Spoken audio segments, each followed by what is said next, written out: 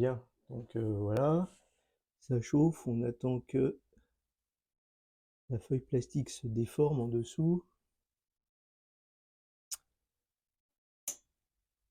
Voilà, bon effectivement il y avait de la fumée sur la première fois que j'utilisais, donc elle commence à se déformer la feuille plastique. Normalement ils disent 3 minutes à peu près, etc. Donc là, ça devrait le faire. On va attendre, ça y est, là elle commence à se bomber là, commence à se bomber bien. Mais il faut que, encore une fois, la déclinaison soit à peu près équivalente à la hauteur des pièces que je veux vacuformer. Donc là, je peux encore entendre un peu. C'est de la feuille de 0,5 mm. C'est un peu épais, mais bon, c'est un premier essai. J'ai du 25 aussi. C'est marrant, elle avait commencé à se déformer et là maintenant elle se déforme plus. Alors là, ça chauffe par contre. Donc en fait, la base c'est 13 cm par 13 cm. Donc c'est sûr qu'après, en fait, ouais, ça fait quand même beaucoup de plastique pour pas grand-chose. C'est pas très efficace en termes de plastique. Donc là, je vois le plastique qui gondole, qui gondole, qui gondole. Il y a des petites bulles. Je pense que peut-être que c'est un peu trop chaud. Je ne sais pas. Donc je baisse un petit peu et j'attends que ça se déforme gentiment. Voilà, ça y est, ça commence à faire une concavité.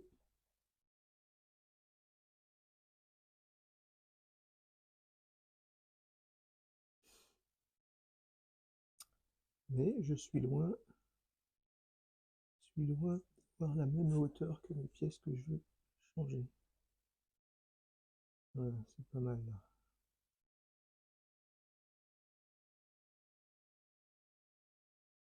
Allez, vas-y petit, vas-y petit. Voilà, c'est pas mal. Vas-y, vas-y. Bon, là, je pense que c'est pas mal. Je lance l'aspirateur.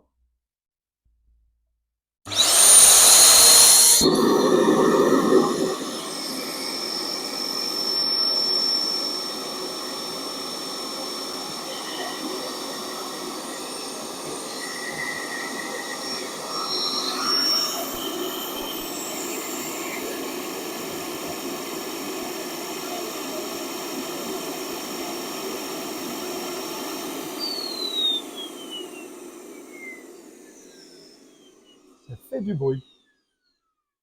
Ça fait du bruit, mais bon, voilà quoi. Donc là, après, maintenant, je peux faire ça. Et normalement, ça doit se... Est-ce que j'ai oublié quelque chose? Non, normalement, j'ai rien oublié. Voilà, donc là, effectivement, ça prend le... Non, c'est plus chaud, là, ça refroidit très très vite, en fait. Donc, voilà. Alors évidemment, après, il faut arriver à décoller les pièces, quoi, mais il faut les découper, etc. Bon, en tout cas, le 0,5 mm est passé sans problème. Je pense que ça a vraiment bien collé. Et donc, on verra sans doute pas mal les indentations. Enfin, en tout cas, voilà, ça c'est une machine de pro pour faire du vacuum forming.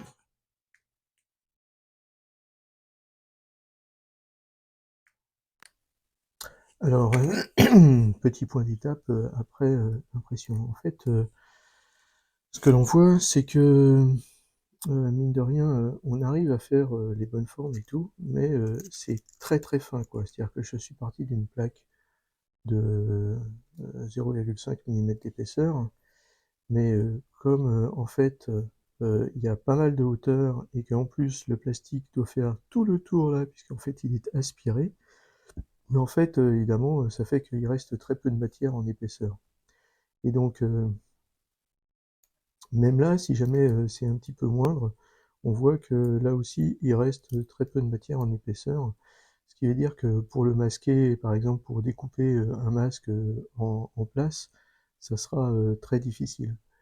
Donc voilà, et bien, il va falloir que j'apprenne à m'en servir et surtout apprenne à faire les moules. C'est-à-dire que il faut absolument pas les mettre trop en hauteur, sinon on perd trop de matière autour du plastique. Donc ça, c'était un petit peu, on va dire, les supports que j'avais fait pour faire les trucs à la main, mais ça marche pas bien quand on utilise la machine. Donc il faut vraiment que ce soit très proche du sol, on va dire, quelque chose comme ça, avec des bords pleins ici pour éviter les rebords et faire qu'il y ait vraiment que le minimum. Ce qu'on peut faire aussi par contre, c'est faire éventuellement des petits trous aux encoignures là, pour que l'air inspire et que en fait la forme soit super bien épousée, voilà, pour que les montants soient très nets quoi. Mais les montants sont pas mal là quand même, hein. Enfin bon, après, on voit bien qu'il y a une arête des montants ici là, même si jamais après il y a un arrondi pour y arriver quoi. Mais ça, je pense que ça peut se travailler avec des trous genre tête d'épingle et qui passent à travers. Donc bon bah voilà. Sinon, d'un point de vue avion lui-même, donc j'ai continué. Alors il faut savoir que ben là on est dans la phase que j'aime pas du tout parce que c'est la phase de ponçage et c'est la phase en fait où on est obligé d'attendre très très souvent, enfin très longtemps, que les matières soient inertes chimiquement avant de pouvoir continuer à travailler. Donc ça veut dire que là vous voyez que moi j'utilise du milliput pour combler les interstices, parce que là, il y en avait quand même beaucoup ici, des interstices, mais bon, le milliput vraiment travaille bien à ce niveau-là. Donc j'en suis pas... il me reste encore du ponçage à faire, on va dire, et puis aussi un petit peu de regravage. Ce que je voulais dire aussi, c'est que en fait, ben, j'utilise de la colle noire Flexi. Alors, elle est bien parce qu'elle permet un petit peu d'avoir un petit peu de travail pour positionner les choses, mais en fait, ça se décolle quand même assez souvent lors des exercices de ponçage. Donc c'est assez pénible parce qu'il faut recoller, attendre que ça sèche, etc. Donc ça prend vraiment beaucoup, beaucoup, beaucoup de temps. Évidemment, les petits picots, ben, il y en a un qui a déjà sauté, que j'ai déjà recollé en place, donc ça va être un petit peu difficile de les conserver tout le temps. Voilà ce que je pouvais vous dire sur en fait ce NKL. Bon, voilà, c'est juste la période qui est très difficile. Il y a beaucoup de ponçage. Donc là, je vais quand même passer un petit coup de primer gris clair un petit peu partout pour avoir une idée de là où j'en suis et on va dire de la dernière ligne droite de ponçage parce que bah, voilà. Et même que je commence à en avoir un petit peu marre de ce NKL en termes d'impression. Là, je commence à en avoir un petit peu marre en termes de ponçage. Voilà.